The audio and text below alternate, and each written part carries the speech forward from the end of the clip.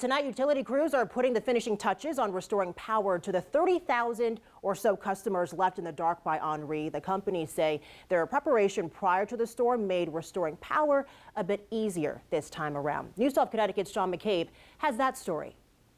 As the storm changed from a tropical storm to a hurricane the other day and headed straight toward us, it did not look good. Eversource spokesman Mitch Gross says by the time Henri made landfall, thousands of crews from as far away as Texas were on the ground in Connecticut. Some of those crews that were coming to Connecticut, hundreds of them, about 600 of them, were sent to Rhode Island to help our friends over there. State regulators found Eversource had underprepared for Tropical Storm Isaias last summer when some customers waited 10 days for their lights to come back on. We levied a civil penalty that was in the $28.6 million range for Eversource. PURA chairman Marissa Gillette says the utility is getting a much better report card this time around. I think that the pre-staging of the resources in advance is a good sign, as was the communication that we were witnessing. As the towns opened up their emergency operations centers for Henri, community liaison was right there with them in the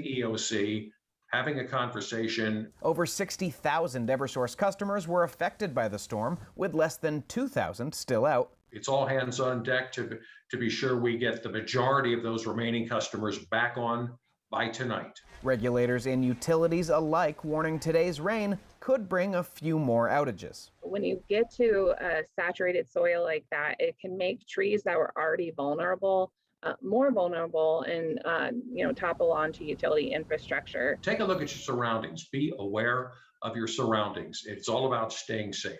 Sean McCabe, News 12, Connecticut.